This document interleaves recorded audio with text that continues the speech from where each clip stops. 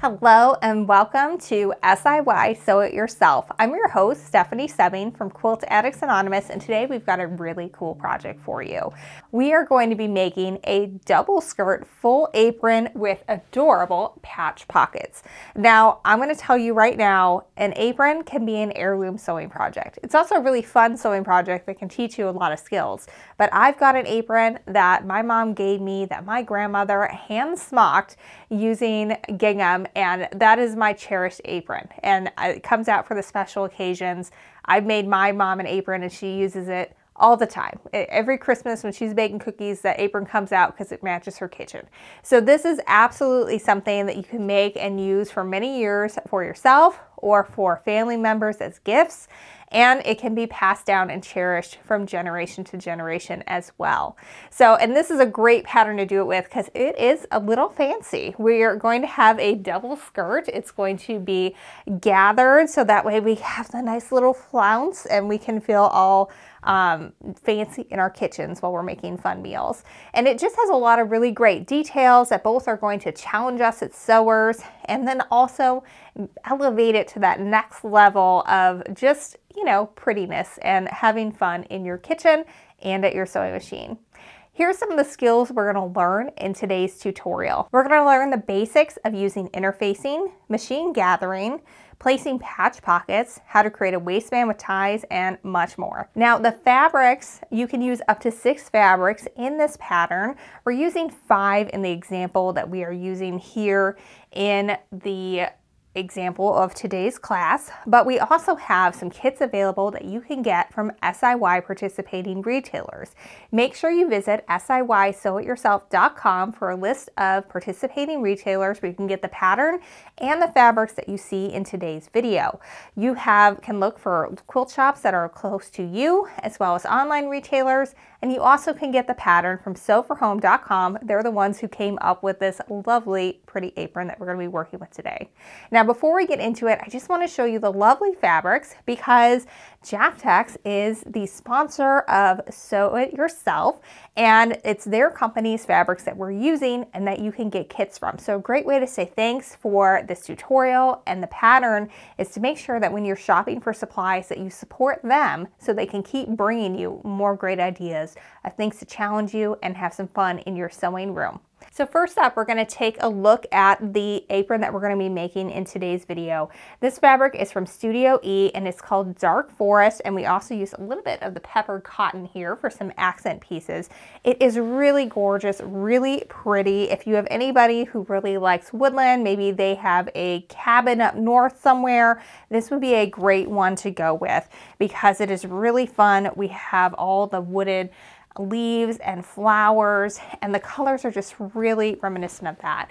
We've got some, and this is so fun, there is a full lining on this one. So we have our fern lining, we've got some mushrooms here, a nice stripe that looks great, and our different phases of the moon here, and also we have lining on the back of that as well. It really is just a gorgeous example of an apron. Let's take a look at a couple of the ones behind me and then we can get going on this project. This fabric collection is Fall Potpourri from Henry Glass, and it is just gorgeous. One of our Quilt Addicts Anonymous team members took a look at this and said that is the ultimate Thanksgiving hostess gift because it is so gorgeous. It's got these metallic leaves. We have metallic swirlies for our sashing, some more metallic flowers up here, and then some gold metallic for our accents on the pockets. And I think this is what makes it, and what makes me personally love it, is we have this almost gingham check with metallic, and this is what my apron that came from my great grandma looks like. So I just love this one. To me, this just brings back great memories of cooking with family, and I think it is absolutely gorgeous and fantastic. And like our shipper, I think that this too would make an ultimate Thanksgiving hostess gift. This collection is Bonjour Paris from Free Spirit Fabrics, and it is so cute and fun and flirty. It is so adorable. I think this would make a great gift for anybody getting married as part of their bridal shower gift because it's fun, it's flirty, it's young, and it is absolutely adorable. I would have loved to cook my first Thanksgiving meal as a married woman in an apron like this one. We've got French girls going out shopping and doing all the things, walking their little poodles. And then there's some French words in the pink for the sashing here. We've got some lovely yellow floral with a bicycle. And then we have all the windows of Paris looking out with, of course, little flowers on the side. And then we have actual Bonjour Paris with Eiffel Towers and a nice gray back here. And isn't this just lovely? Look at that lining. It is absolutely gorgeous and just makes the whole thing. You really cannot go wrong no matter which apron pattern you choose. They're all adorable, and I bet you there's somebody in your life that would love one of these. So check it out. Make sure you go to SIYSewItYourself.com, find a SIY retailer near you, and if there isn't one, make sure to order from an online retailer and grab yourself a kit. All right, let's get into the tutorial. So when you're making the apron, changing up the fabrics is going to absolutely change up the look of the entire piece. So you can make this a couple of times, so you can have maybe seasonal aprons or just one in different colors if you decide to change up your kitchen scheme. There's so many possibilities.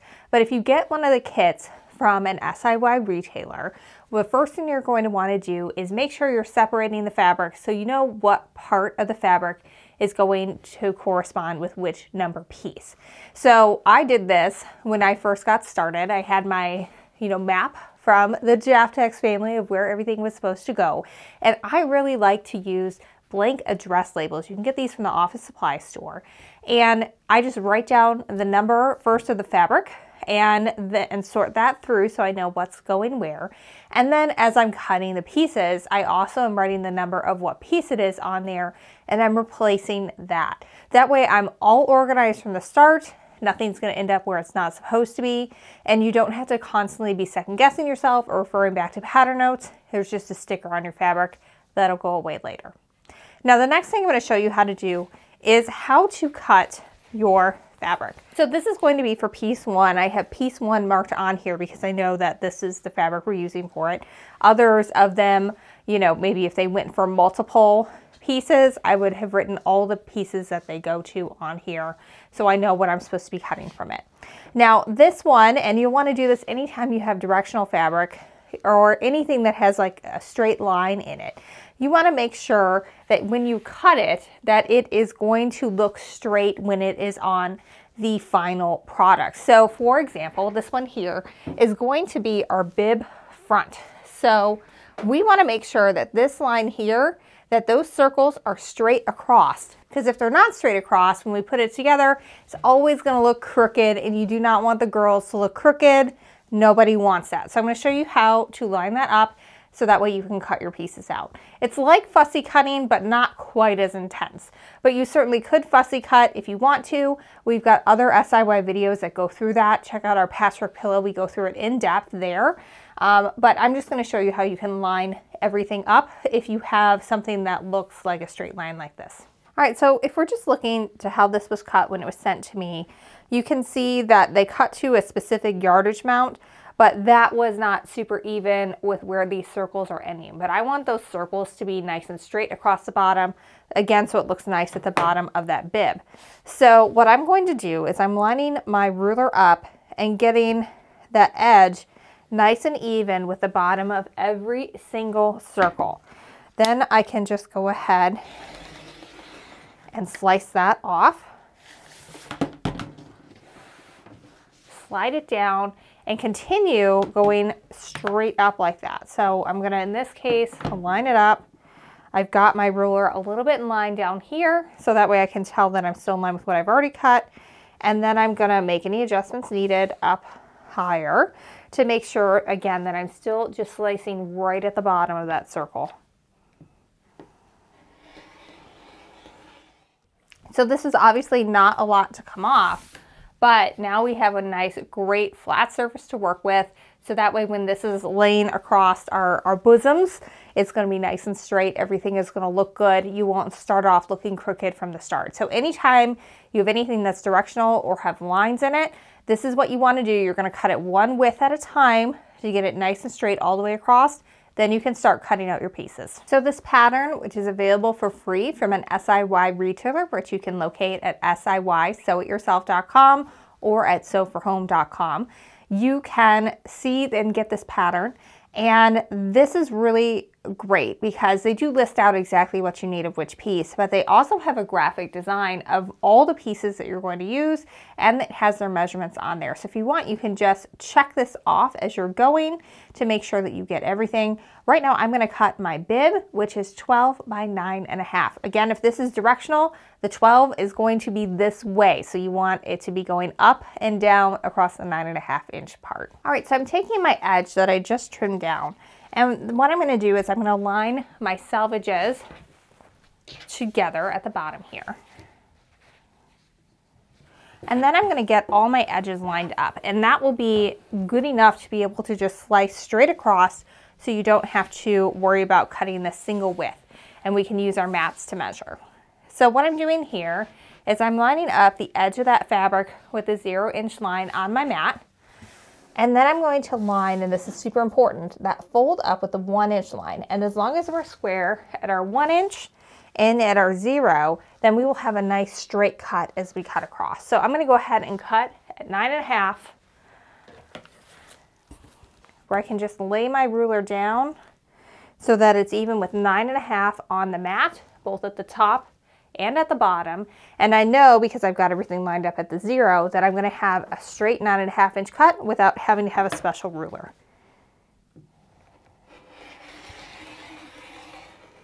And because we took the time to square everything up, my circles are nice and straight across as well. So we're going to have a really nice piece to work with here. So now I'm going to unfold this, and I'm going to use a mat to measure again.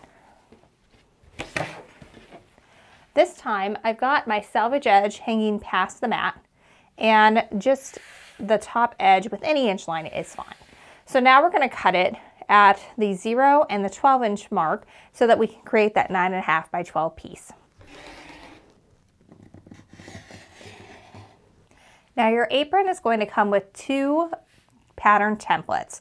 They're included in your pattern, and we talked about this in our last SIY video where we did the reusable grocery tote, that you want to make sure you are choosing the 100% scale when you're printing these. If you choose the fit setting, your pattern is likely going to turn out too small. But the best way to make sure that you've done it correctly is there's this line here that says confirm your printer output is accurate. This bar is exactly 6 inches long.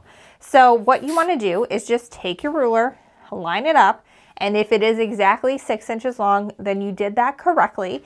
And if not, then you just need to adjust your scale back to 100%. If you're having trouble, a copy shop or a library is always able to help you with that step.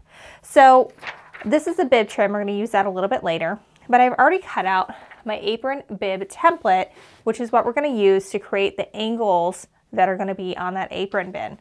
So what I'm going to do first is just fold these guys right sides together. And you could pin this. I typically do not. You also could use pattern weights. I typically do not. What I like to do is on this fold here, so we have our 2 sides here, is I'm just going to place on the fold line. It'll say to do that on your pattern. We'll just get that in place, and then we're able to just slice right off and create that angle. So I just line my ruler up with that edge, and then I can give it a slice. Now we've got our apron bib ready to go. You're going to do this with lining as well. Lining doesn't matter as much if it's perfectly straight, but definitely take some extra time to make sure that if you have anything that might look crooked, like this would definitely look crooked if we didn't take the time to square that up to the print, then make sure you're doing that. All right, so let's get sewing now that we know how to cut everything. So for this first section, we're going to need our bib front in both the part that's going to be facing out and the lining, plus our trim, which is going to go on top. What we're going to do for each of these is we're going to lay these right sides together, matching those long ends on the top of your apron and the bottom of your trim. And we're going to sew this with a 1/2 inch seam allowance. Now, if you're coming from the quilting world, that might be a little strange. I'm going to show you how to find it on your sewing machine. So every machine has these marks on them. And when you have your fabric lined up with them, you're going to sew that seam allowance when your needle is in its center position. So for example, right here we have 5/8.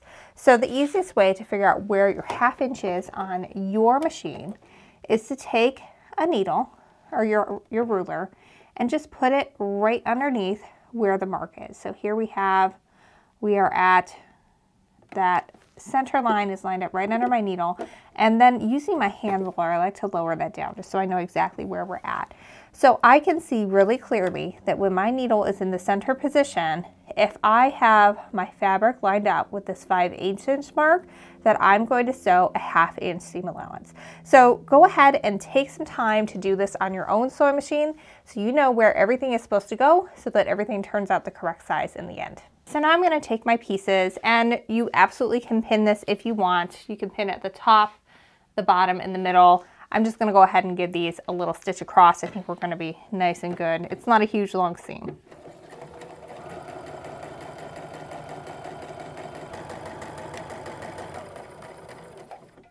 Sometimes I get asked why I keep my hand back here. I'm not pulling the fabric. I'm just helping make sure it stays nice and straight as I am sewing through there. But you definitely don't want to be tugging on your fabric because that'll stretch everything all out of place.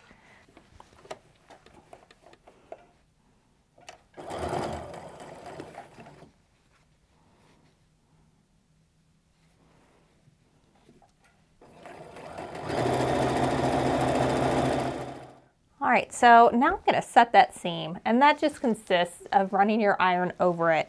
It helps the threads kind of lay flat with the fabric that you just sewn and just provides overall better results when you're all done. Now I'm going to go ahead and give this a press as well. And good quality checkpoint, you want to make sure that your angle is going straight up, because this should be kind of a nice straight line. Obviously it's not straight up and down, but it should be a straight angled line going from your bib piece to your trim piece. Now with your iron fully on that apron front, you're going to want to drag up.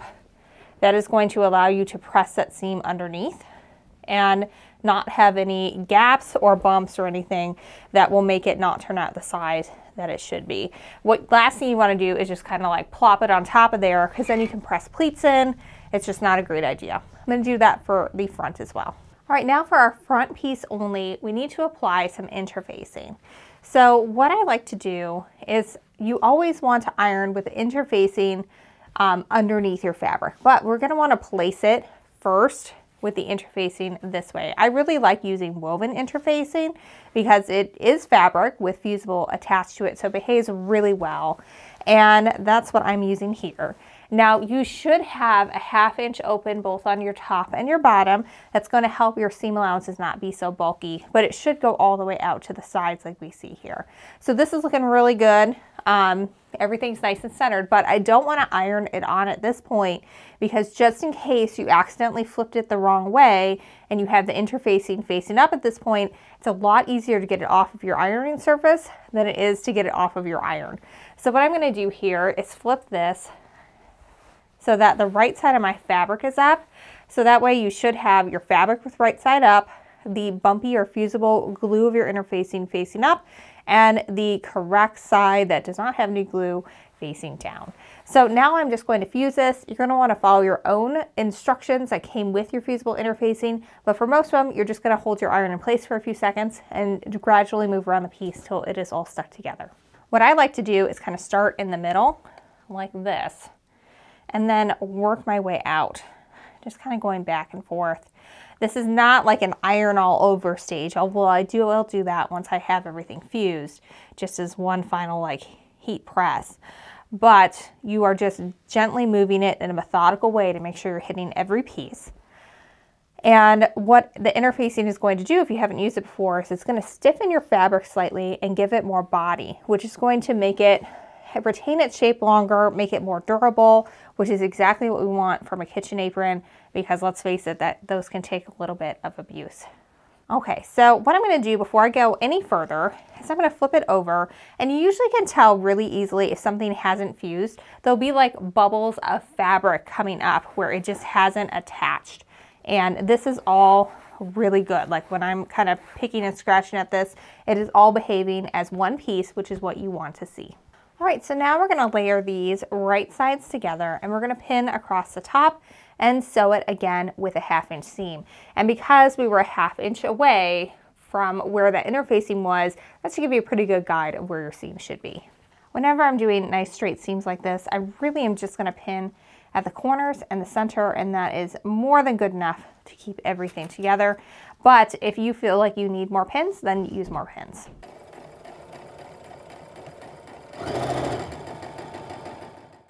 All right, so now we're gonna take this and flip it right sides together, and we're gonna press this top seam so that it is flat across. And that should be really nice and crisp because of the interfacing in there. So that will make it real nice and stiff up top. And you kind of want to look from the top here, because if there's any kind of roll where those seams are coming together, you want it to be going toward the lining side of the apron so that you just see the nice front from the front of it.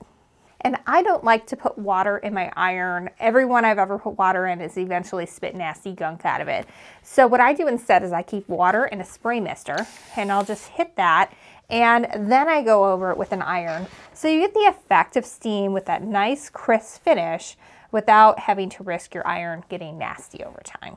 Now you can have a lot of fun with your thread stash here, because the next thing we're going to do is top stitch along this lining.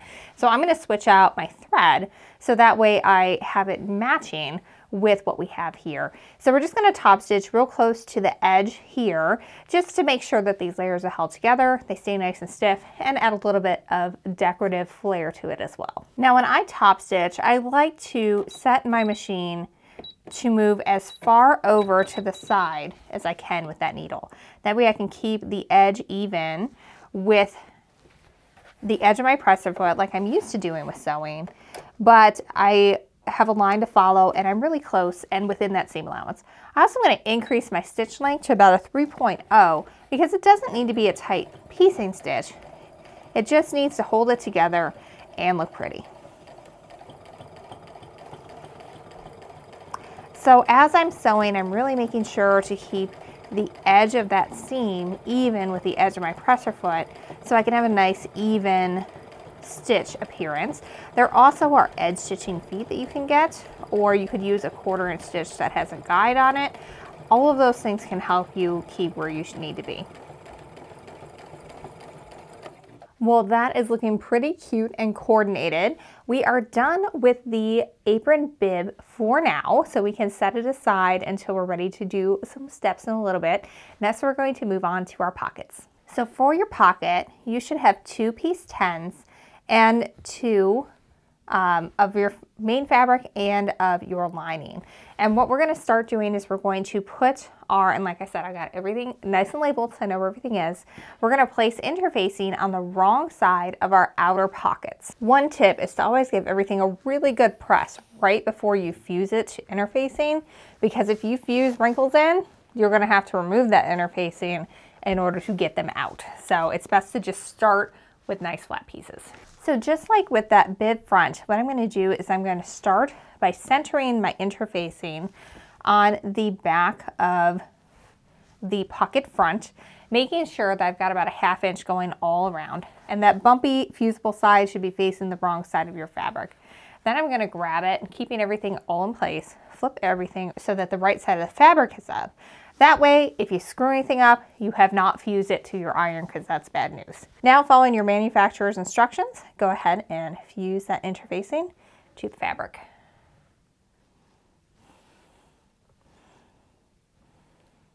Once you think you have it all fused, just go ahead and flip that over, give it a double check. If you see any sort of bubbles in the interfacing, it means it probably hasn't fused there. You also can kind of scratch at it with your hands, and if anything comes away, then you know you haven't quite fused it. This is looking pretty good though. All right, now we're going to take and we are going to layer everything right sides together with our pocket lining. And we're going to pin around these edges and stitch all the way around. We want to make sure that we leave about a 3-inch opening at the bottom of the pocket though, so we can turn everything right sides out. Here's a quick tip so that you don't accidentally sew too far when you are leaving room to turn, is to put 2 pins about 3 inches apart along the bottom edge. That way you can start at one edge, sew all the way around, and when you hit that second pin, you know you need to stop, backstitch, and leave it open for turning.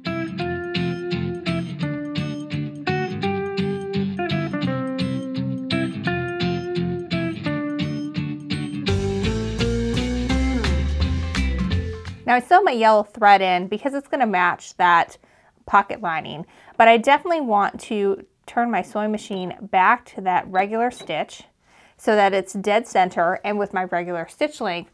That way I have that 1/2 inch seam allowance again, and I have my regular stitch length back. All right, so starting at that pin that I marked, I'm going to sew about 3 stitches forward and 3 back to reinforce that stitch.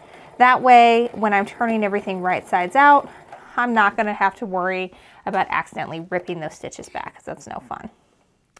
All right, now we're just going to go ahead and sew our 1/2 inch seam allowance around the entirety of the pocket. It should be right next to where that interfacing is.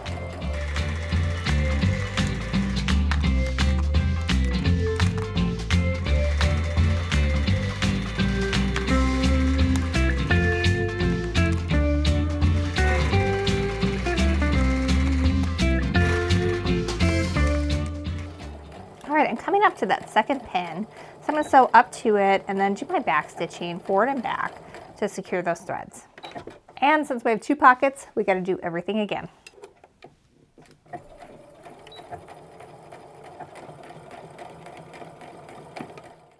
Now we need to clip our corners so that way we're going to be able to get nice sharp points at the edge.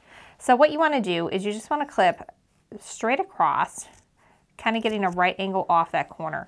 You just want to be really careful that you do not clip through your stitching lines, because then you will not have a corner, you will have a hole. So we want to make sure that you are not doing that. So now we're going to turn this right side out, and this is where that extra stitching at the beginning and end to secure the fabrics is really going to help you out, because if you accidentally get a little overzealous at this point, you're not going to rip out stitches. Now what we're focusing on here is getting our corners nice and turned out so that we have sharp 90-degree angles. What I do is I start by just poking that out with my finger. Then we're going to take a tool, I often use like a mechanical pencil for this with a lead inside, or a knitting needle works, or they actually make corner turners which have pointy ends that you can stick in there as well. I'm going to go find a mechanical pencil and that'll do the job for me here. I'm all about using the tools you have on hand if you can. So I'm just going to push that pencil lead back in, and I'm just going to take and kind of push out that corner. And we got it nice and pointy now. So we're going to have a nice sharp corner. We're going to repeat that for all the others before we press. All right, now you've got your opening here. And what I like to do is just kind of put my fingers in, and our ends are going to kind of curve in. So I'm going to take that and just kind of press that nice and flat. And I've got nice sharp corners here, and I'm going to give it a spritz with my spray mister and then give this a really good press to get everything nice and flat and pointy on those corners. So we're ready to set our pockets aside, and don't worry about this open edge. We are going to grab that when we attach it to the skirt front panel. So you don't have to worry about that just yet. For now, it can just go to the side. All right, so now we're going to be working on making hems that are going on the side and the bottom of our underskirt. This piece is not lined, so from the back, you're just going to see the plain fabric. But what we're going to do is a nice little double fold hem to turn everything under so that we have a nice, neat looking edge. I'm going to show you how to do that here. Now, if you have a directional fabric, make sure that the hem you are not going to be turning under, or the side you're not turning under, is the top of the fabric. So if you have like heads of things, like that's the side you're not going to be doing anything on. This fabric, there's nothing that you have to worry about. All right, so this is a double fold hem technique. I'm going to fold over 1/4 inch, and I have quilted for so many years that I'm going to eyeball this 1/4 inch because I think I got it down by now. Once you get that first one down, and do be careful because the iron can make the fabric a little hot. You don't want to singe your fingertips. What we're going to do is we're going to fold it over again so that this raw edge is now tucked under in that fold. And so we just have still a little 1/4 inch that's just turned to the back that's visible, but you're going to be taking up a 1/2 inch total because you've got the 1/4 inch that's visible, and then you have the 1/4 inch that's tucked underneath. And then we're gonna just stitch down this and be able to create a lovely little finished off edge. Now, when you're working at a corner like this, there's a really easy way to create a miter, so that way you are not seeing any raw edges anywhere on that. So what I'm gonna do is I'm gonna first unfold the one eye piece, and we can see our folded edges there. And I'm gonna first do my fold up of my 1/4 inch, and we're gonna do that press down a few inches or so. I just wanna be able to get everything pressed and in place. Then we're gonna flip it up one more time.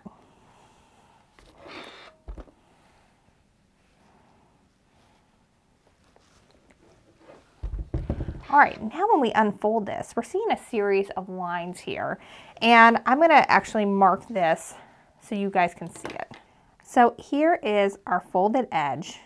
That's our second fold. And then we have another one here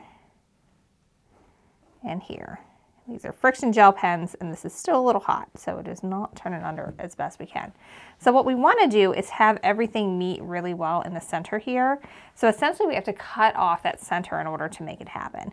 So what I'm going to do is I'm just going to slice straight across right here, right where these folds are all meeting. And that should allow everything to turn in real nicely and not have any raw edges.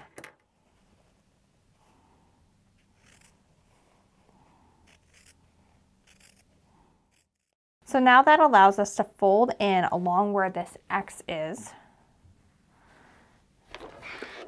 Create that kind of miter right there.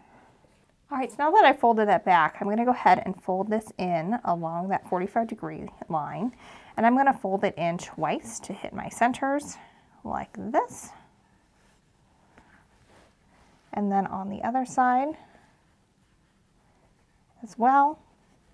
And you may have to do some fussing around to make sure that this meets at a nice little miter. But your goal here is to create a nice little point there that we can pin in place. That way we can stitch around and not have any raw edges. All right, so now we're ready to just stitch all the way around here. I'm gonna use an 1/8 of an inch seam allowance, and I'm gonna use thread that is going to match with my outer fabric because it is going to be visible. Now with the wrong side up, I've set my sewing machine to sew an 1/8 of an inch stitch, and I'm just gonna go all the way around that edge.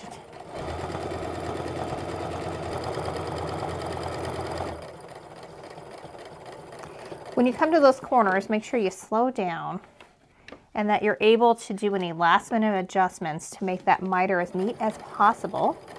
And then you're gonna stitch until you hit the miter's meet. And then if you have the ability to keep your needle down, do that, because then you can turn everything and then just keep on stitching.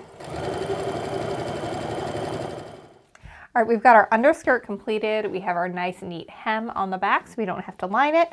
We're gonna set this aside for now and we're gonna work on our overskirt. All right, so you should have an overskirt piece that is going to be visible, and you should have a lining piece that is just that. It's going to be on the lining. So for this one here, this particular fabric, it's not directional, but there are really clear lines to the way all the leaves are going. So I definitely did the same fussy cutting that we did for that bib that had the circles. I did the same thing here to make sure that I had a nice straight edge on the bottom. So in the end, it wouldn't look like the leaves are going crooked, because we don't want that. So what I'm gonna do here is I'm just gonna open everything up, and I'm gonna place these right sides together. We're gonna pin all the way around, and we're going to sew along our edges and our bottom, leaving the top edge open for turning. Now, I definitely like to avoid pinning when at all possible, but when I'm going to be dealing with a piece this large, I'm definitely going to take the time to pin out my sides. What I like to do is start with those corners, get those in line first, then I'll hit the middle, and then I kind of distribute everything from there to make sure that everything is nice and even.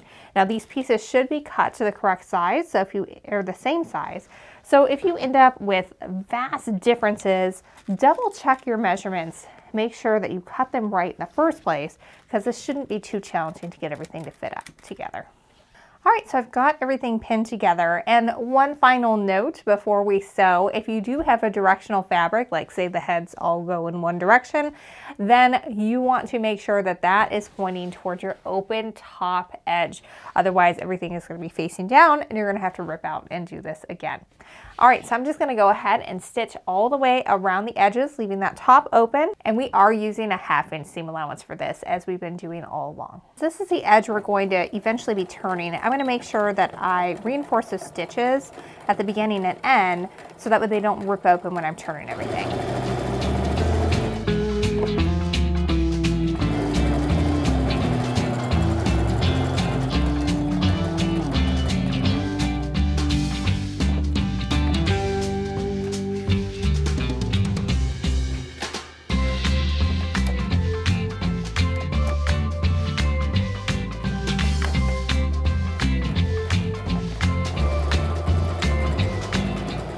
All right, I've reached the end. I'm going to go ahead and reinforce those stitches as well, just so I've got a real nice sturdy seam there.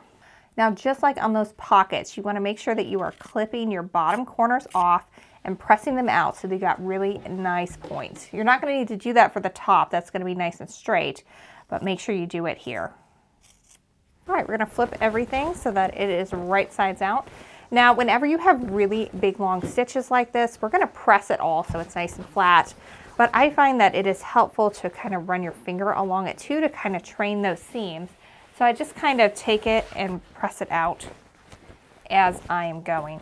And, you know, just any sort of pre-press you can do is always helpful. All right, I'm going to take the tip of this pen. We're going to press that out. All right, so we got everything with the right sides facing out. This top part is going to get caught up in our waistband later, so don't worry about that. But right now we've got to get everything pressed really well. So since I don't like to use steam in my iron, what I'm going to do instead is I'm going to just spritz this edge really good with my spray mister. It's just water in here, nothing fancy. And then I'm going to take my fingers and I like to press out as much as I can here to make sure that I've got a nice sharp edge and that the fabric isn't rolling to the front or the back. That's important so that it's going to lay nice and straight when everything is said and done here.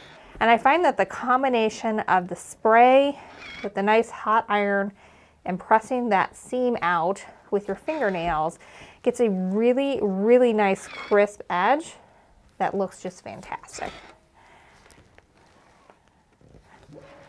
All right, that's looking very good, very straight. Nothing is rolling. It is just meeting nicely on the ends. So I need to do that around my long bottom and my other side piece. All right, it is now time to grab our front panel of our apron and our 2 pockets so that way we can stitch these on before we assemble the rest of our skirt. This might be a little challenging to see because we have the same dark color pocket as we do the back here. So first I'm going to take my ruler and I'm going to find the center. It should be 32 inches wide at this point once we account for our seam allowances. So I'm lining the 16 inch of my 6 by 24 inch quilting ruler up with the edge. Now the top of the pocket should be 4.5 inches down from this upper raw edge.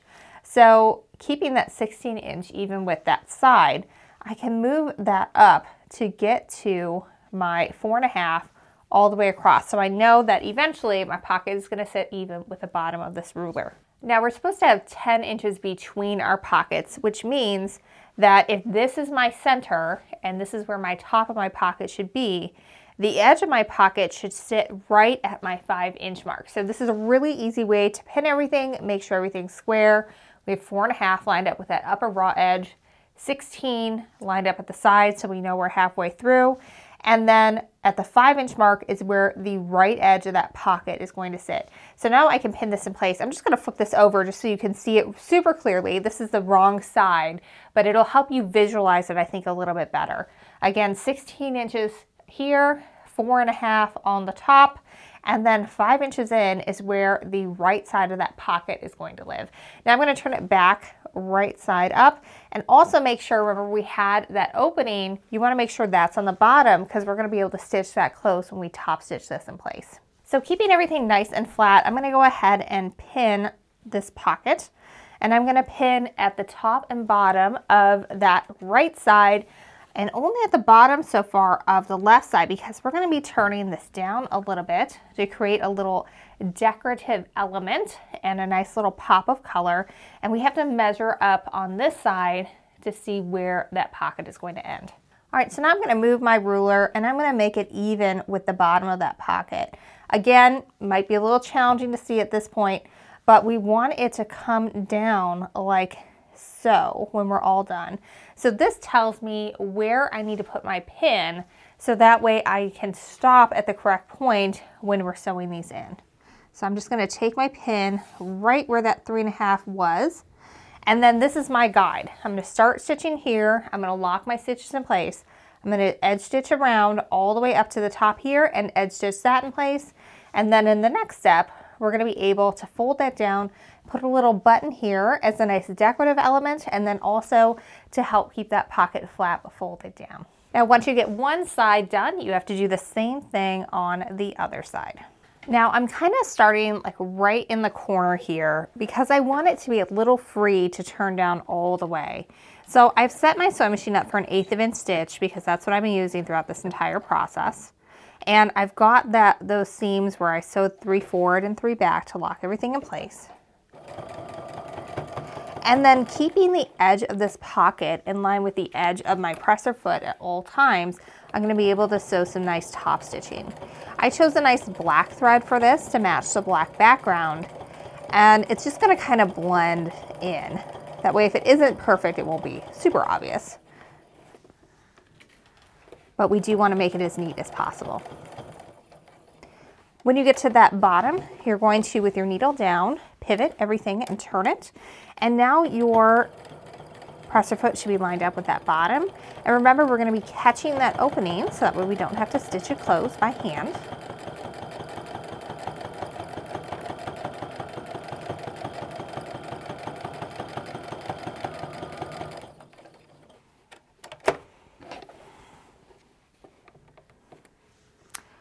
We're going to turn one last time, and remember, when I hit this pin, that's my stopping point because we're going to be turning this back. We want it to be nice and cute and decorative.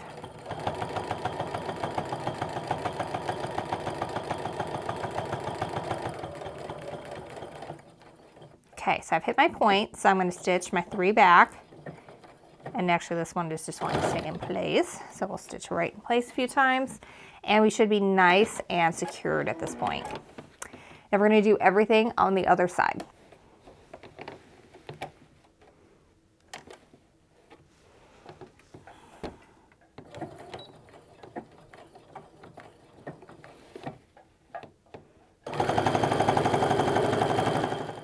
So now we're going to fold this over and put a little button on here. It's going to be purely decorative. And to keep that flap in place, I'm just going to go ahead and pin through there as well. That way I'm not fighting with that and the positioning of it, and I'll know that it's going to look nice when I put it in there.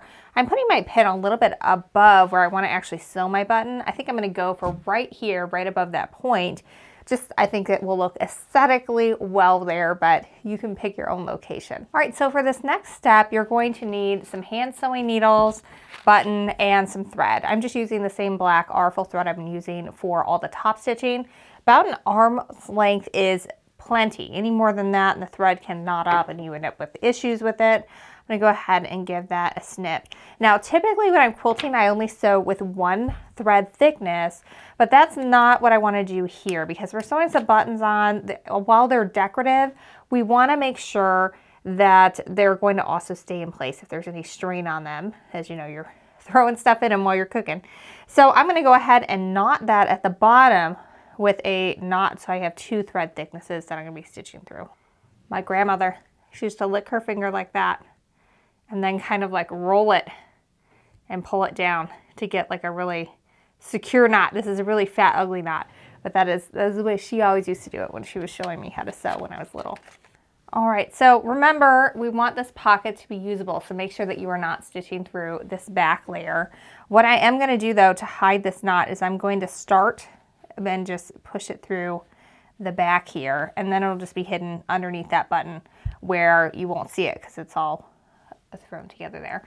So I'm going to start by just putting my needle through my first one here, kind of decide where I want it to be at this point. The first couple of stitches are important as they kind of determine the placement of your button. I kind of like it in that position. So we're just going to go ahead and push it through that top button. Push that needle through the back, again, making sure that we are not going through this backing layer. And then I'm going to come up through those side holes. I went through the up and for bottom first. There we go. Takes a little figuring sometimes. That pulled up. We're going to go in the other. And you want to do your best to make sure that it's going straight up and down and straight side to side. If you don't, you know, it's not the end of the world. If somebody points that out on your apron that you made, you know, they're not your friend. They're the quilt police. We don't listen to them. But at this point, we've got it nice and situated. It's looking good. I'm going to go through that 2 to 3 more times before I knot off the thread, and am going to call it good. Because remember, it's not a functional button. It's a decorative button to just help have that little extra pop of color on your pocket. And at this point too, I can remove this pin so we don't poke ourselves, because we've got it stitched down. It'll be good to go. All right, so I learned this kind of fun trick. If you take your last stitch and you bring it through the front like that, and you can wrap your threads around a little bit to kind of help secure it just a little more, and then stick it through the back. And then we can do our final knot and bury it inside. So when you're doing your final knot, if you wrap it around your needle, I'm just going to do 2 times here because we have 2 lengths of thickness, and you want that knot to be as close to the edge as possible. If you push it through while pinching it, that makes my knot like real close to the bottom there. It's like right here where my fingernail is. So now I can take this and I can stitch it through the back lining and just bring that needle out a little ways away, give a little pop, and you can almost hear that pop. And now the thread is buried away. You're not going to see that knot, and it gives a little bit more security too, because that knot's not visible. It's not anything that can get caught on, and it just looks really nice. All right, I've got to do everything now on the other side. All right, our front panel is completely done. The last thing I need to do is mark my center point, and actually can kind of see where that is because I can see where the fold used to be. So I'm going to go ahead and put a pin up there. This is going to be important for many steps coming forward because we have to match our centers to put it with our other skirt panel, the one that's the underskirt. And then we also have to know where it is when we do our gathers and when we attach it to the waist tie. So just keep, whatever you do next, you want to keep this middle always pinned there. Like, do not remove it, just stitch very carefully over it because we need to know where that middle is at all times until the skirt is completed. All right, so I've got my underskirt now, and I can still see the middle there too from where my fold is.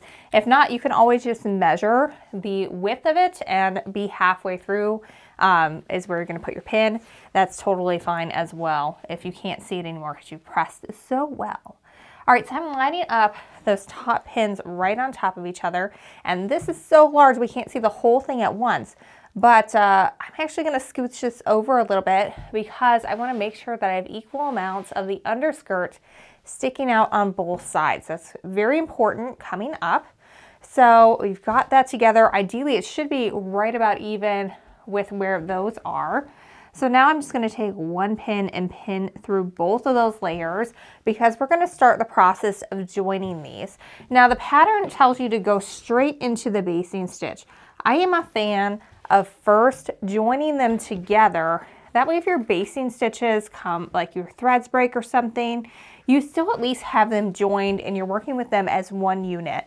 So I like that to do that first. I'm not going to do a ton of pins. I just have ones at the edges and that center, which we're going to leave in basically until we're about ready to be totally done with this. And I'm just going to sew an 1/8 of an inch stitch all the way along the top because I want to just get these together as one piece for the gathering step. So I'm going to start just a little bit before where everything is joined, And I'm just going to go ahead and stitch all the way across the top with that 1/8 of an inch stitch, as it's going to allow us to conceal these stitches within the waistband later.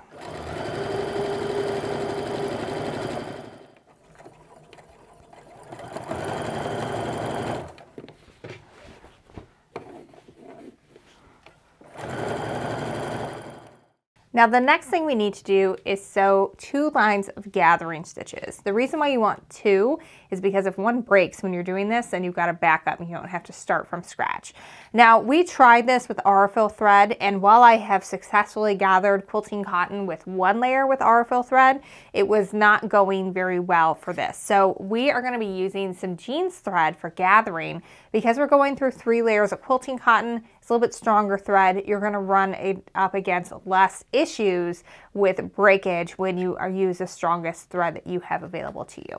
Now you can purchase gathering feet for your sewing machine if you decide that there are a lot of little girl ruffles or aprons in your future.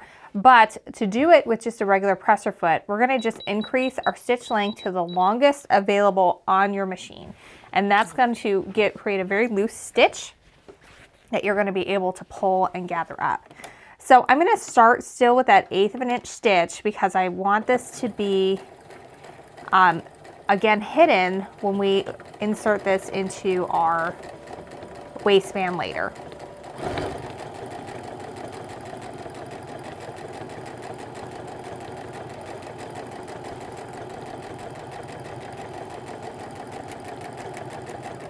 I'll slow down as I come to that pin so I can keep that in place.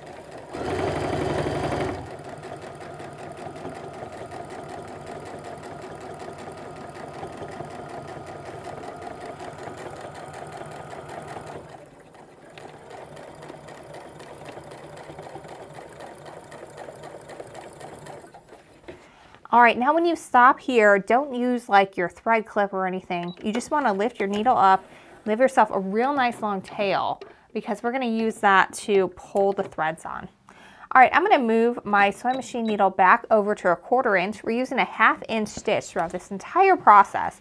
So a 1/4 inch is going to give me plenty to be able to hide that in later.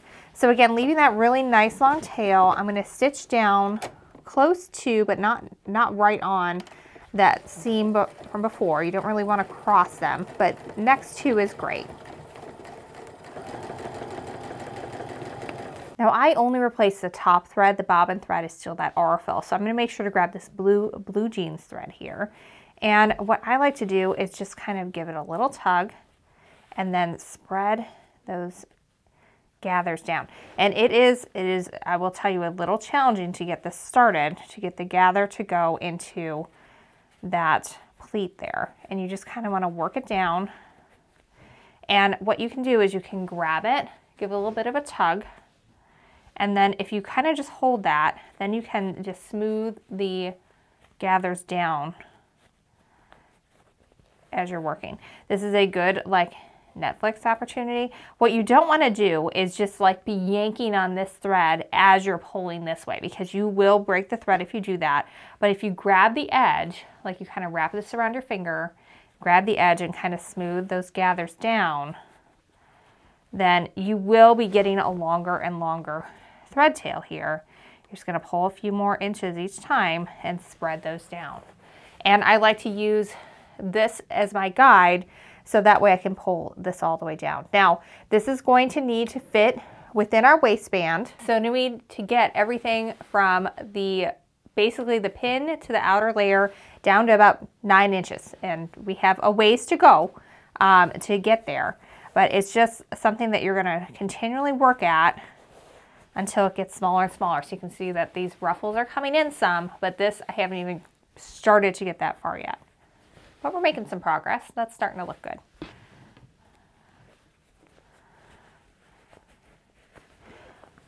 So I think I'm going to try to spread these ruffles down some, get more towards that center.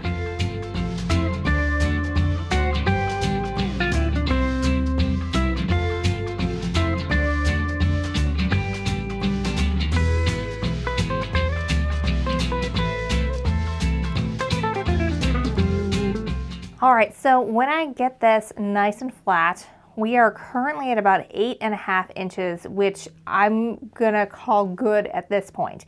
I'll be able to spread that out a little bit when I'm actually inserting it into the waistband, but this is going to be about where I need it to be, and I know that my gathers are going to be nice and even. I'm going to show you one more thing that will help these lay really nice when you attach your waistband. It's called stroking the pleats or the gathers. So this is not like a must do, like it will still look absolutely great if you don't do this step. But when you have all of these, what you can do is you can just take your needle and kind of run it through your pin rather, and it kind of just gets everything laying nice and flat. So it's like this one in particular is looking kind of lumpy and bumpy.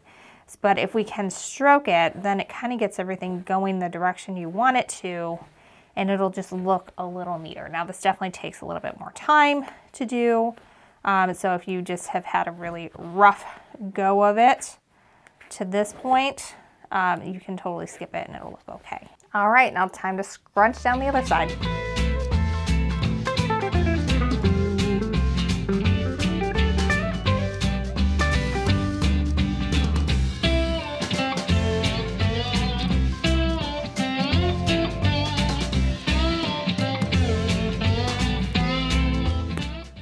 Oops. So this is why you have two threads. I just broke one. So thankfully I've got one up here, so I know to slow down and I can work it this way now, and I don't have to start from scratch. So that is a very important thing when you are gathering.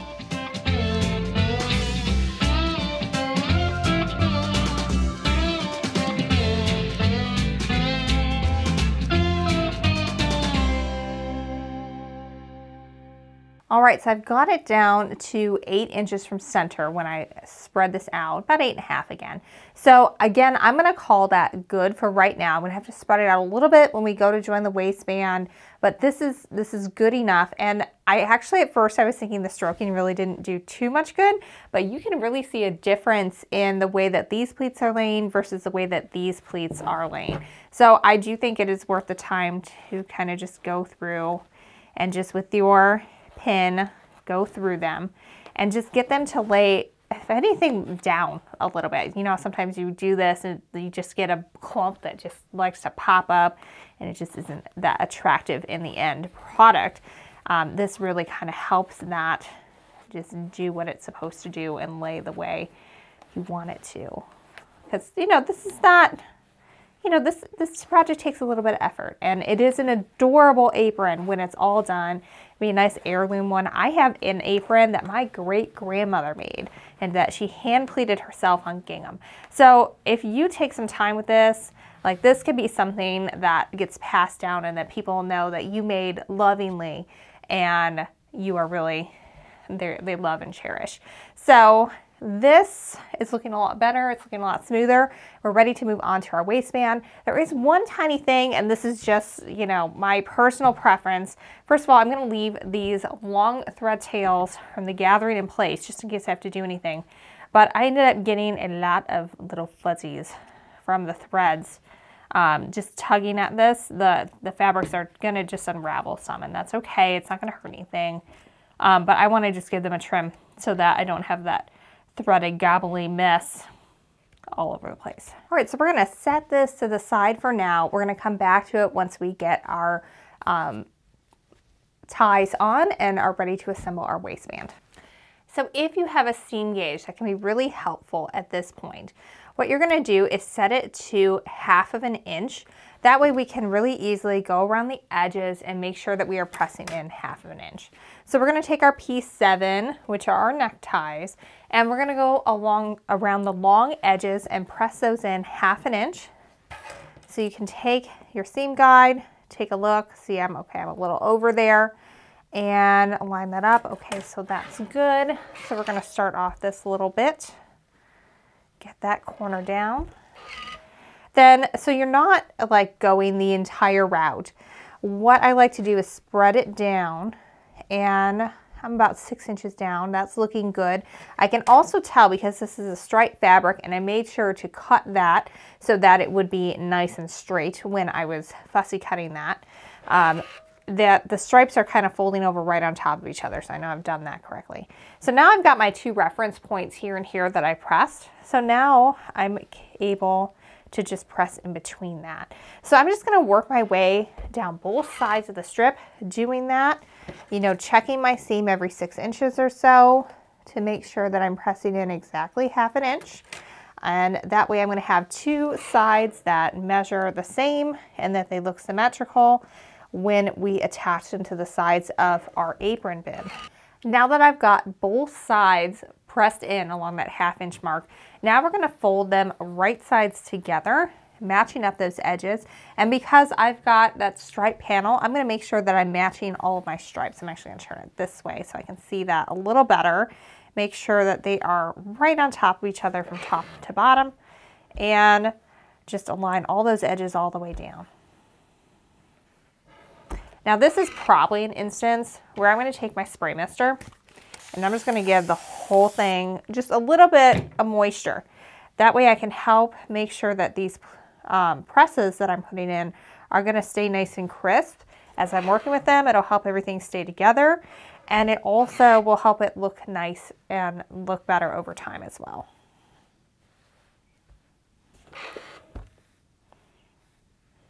All right, we've got one more thing to do before we're ready to attach this to the sides of our apron bib. So we're going to unfold this, and on one side only, we're going to fold this in to create the finished edge of the top of our ties that'll go behind our neck. Now for this side, we only need to fold in 1/4 inch, and to be honest, it's not going to be super critical if you aren't exactly at 1/4 because it's going to be at the back. No one's going to care if it's a little off. But what you can do now is when you fold this back in and on top of each other, we're going to be able to give it one more press, and that will conceal all of our raw edges so that everything will look fantastic as you wear your apron. Now, of course, we've got 2 ties, so I have to do all of that again, and so do you. All right, so now it's time to attach our straps to the side of our bib. Now, we want to make sure that the folded over edge, that's going to be at the top because that is our finished edge. Our raw edge is going to be even with the bottom because that's going to get caught up in our waistband a little bit later. So what we're going to do is we're going to open this up, and that fold line right there, that's where we're going to place our edge of our bib piece. Now keep in mind, this is not a straight piece. It is a curved in to go with the lines of your body because we get a little narrower up here. And so it's not going to be like perfectly flat at the bottom, but to make sure that you get it nice and lined up as well as you can, what I'm doing is I'm making sure that the bottom of this point is even with the bottom of my raw edge here. So once that's all in place, you can go ahead and fold it over and get everything pinned in place. Now when you're pinning, make sure that you are getting all of the sides. We want to make sure that they're kind of even with each other. That way the top stitching looks good from both sides when we go over this. Now if you wanted to pin all the way up, you could. The only thing I'm going to pin is this top bit here because I want to make sure that all those little raw edges are kind of tucked in there and that everything stays the way it should be. And I'm just going to put a pin in there to kind of keep that in place. Now everything else, I mean, you certainly could pin, especially if you are worried about, like, you have stripes like this, you're worried about them coming apart. But this part I'm not so worried about. I'm mostly worried about this section because we want to make sure that that bib is going all the way out to the fold. All right, I'm going to do the same thing for the other side, then we're ready to top stitch. One last thing you might want to do before you go put this on is just kind of feel with your fingers to make sure you feel like the bottom of this is about in the same spot as the top, because we want to make sure as we do our top stitching that we are going to catch both of those layers and not have a little bit flapping out in no man's land underneath because we couldn't see it when we were sewing and we got it out of alignment. All right, so I've changed my thread back to the black, which matches this really well and coordinates. I'm going to go ahead and set that to that 1/8 of an inch stitch I've been using to top stitch. You could also use an edge stitching foot for this in order to get really close to the edge of this, or you also could use a 1/4 inch stitch that has a guide on the end. I'm just going to line everything up with the edge of my presser foot and go slow and steady to make sure everything looks really nice. So I'm going to set up again to that 1/8 of an inch stitch, and I'm going to increase my stitch length to 3.0. This is holding everything together, but it is also decorative, so you don't need it to be as tiny as, say, a piecing stitch for quilting. All right, so I'm just going to start down here, remove my pins as I come to them, and stitch all the way up that strap.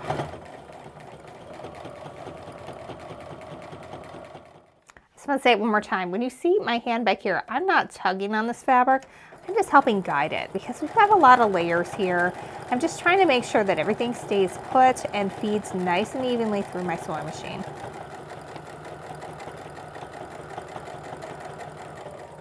All right, we're coming to that tip. So I'm sewing all the way to the edge, and then with my needle down, I'm going to turn and stitch across the edge here. Now, since this is the end, I'm going to want to make sure I backstitch because this is an area that's going to get a lot of kind of use and abuse because this is where we're going to be tying it behind our neck. We want to make sure that it's really secure. Now we need to do the same thing for the other side. The difference is in order to keep it even with the edge of my foot, I'm going to need to start on the strap this time. So I'm going to need to backstitch to start. Turn that corner first and then work my way down the strap to the bib. All right, we've got our bib on with our ties. We're doing pretty good. We are ready to start making our waistband now, then we can join everything together. One quick thing I'm going to do here, just because this wasn't straight, I'm going to go ahead and give this a little trim. That way I'm dealing with something that is nice and straight across. A little bit later, when we go to attach these, I want this to be a nice straight line. All right, so I'm going to set this aside with my skirt for now while we get our waistband together. So at this point, we should have 4 piece 8s and 2 piece 9s. These piece 8s are folded over. This is what's going to go around your back to tie. And the piece 9, that's the one that's going to go right around our stomachs. And we want to put a little bit of interfacing on the part that's going to be facing out to give it the same stability that that bib apron has. So just like before, we want to iron it with the glue side of the interfacing facing up, but I want to align it with it facing down. That way I can get everything lined up, but I won't run the risk of accidentally getting the fusible on my iron. So I've got the wrong side of the fabric facing up here, and I'm going to put the fusible side, or that bumpy, shiny side, face down, making sure to align it pretty much dead center with everything here. We should have about a 1/2 inch for that seam allowance going around on all sides. Now, if it's not perfect, it certainly is not the end of the world. But what I'm going to do is grab that with my fingers and flip it over, and then just kind of feel to make sure that it stayed in place, and it did pretty well. So now I'm going to go ahead and fuse that. Follow your manufacturer's instructions for fusing, but usually you just need to keep the iron down for a few sections, and you kind of want to slowly move it from one section to another. You're not ironing a shirt here. You're trying to just get it fused nice and flat down. I like to go over kind of a second time usually. Then when you're all done, you can flip it over and you can kind of like scratch at it. And if anything comes up or you kind of see any bubbles, that means that it didn't quite fuse in that spot, and we've got a little bit more work to do with that iron to get it ready. All right, so now we've got our waist seam that's going to be for the back, and that has no interfacing, and we have our one that's going to be for the front, and that has a little bit more stability with that interfacing. Now we're going to take 2 pieces that are going to be the waist ties, and we are going to stitch those along the short edges here, and we're going to do that for both of these pieces, for the front and the back. This is going to create basically the front and the back of the waist tie. So the first thing we're going to just do is just feed a bunch of these guys through the sewing machine with that 1/2 inch stitch. We're back to that again, and we're just going to get these all together here.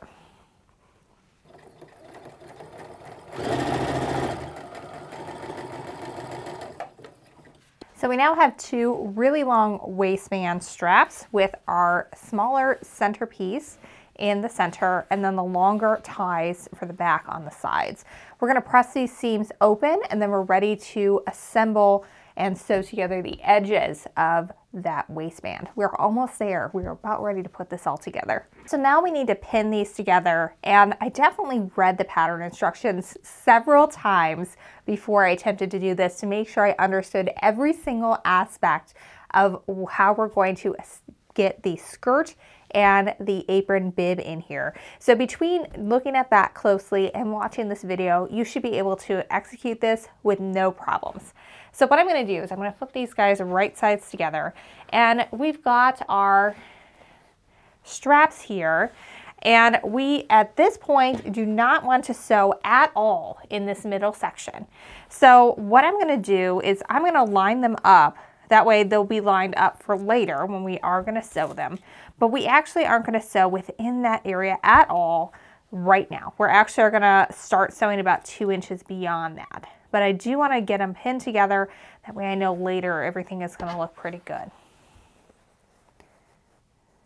But I'm not going to pin at all within here because I want to have that assurance to myself that, no, Stephanie, it's not time to pin or sew in there just yet.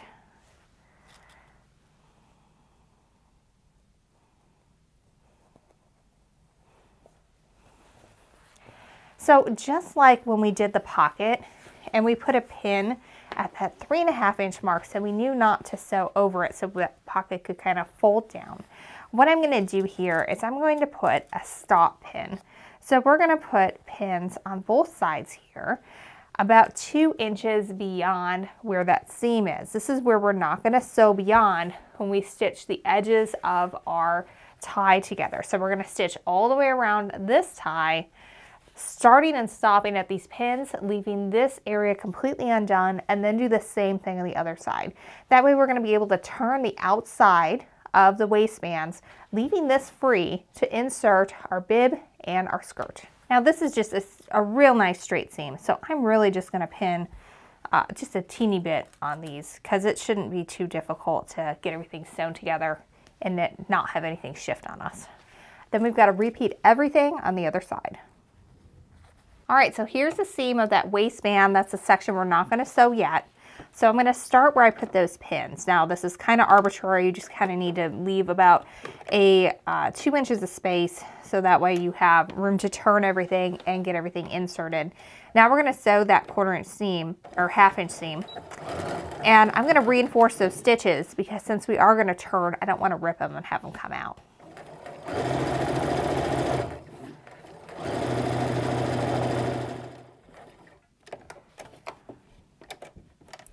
Once you hit a 1/2 inch, make sure you go ahead and leave that needle down and turn everything to the side, and you can start stitching down to pivot on the other side.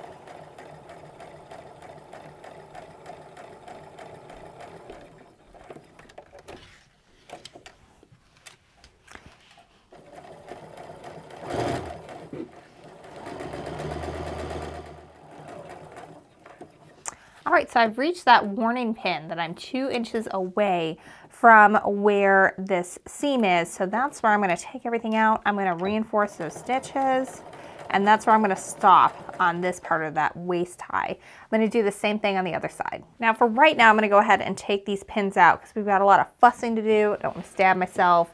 They were just there to help make sure that those were going to line up perfectly when we were all said and done. So just like when we worked on the pockets, the next thing we want to do is clip off those corners. So that way when we turn everything right sides out, we have a really nice point there. And you want to clip close to the stitching line, but not through it. Do that for both sides.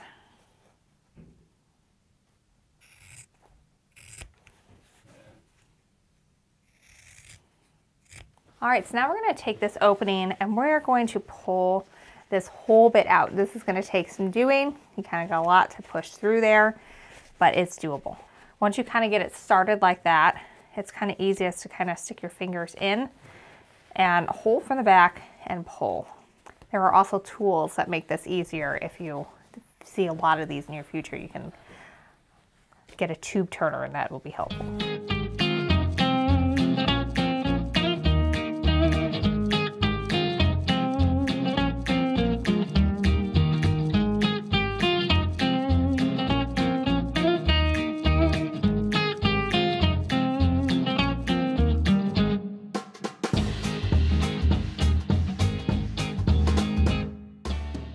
So obviously this thing is much longer than my pointy utensil, my pencil that I've been using, but I can easily drop it in and get it back out. So what I did is just pushed it all the way down to the tip, and then I can still work it to push that corner out gently. Do the same thing on that other side. So I've got a nice pointy corner. Then I can just drop her back out. So if you've got something that's short and pointy,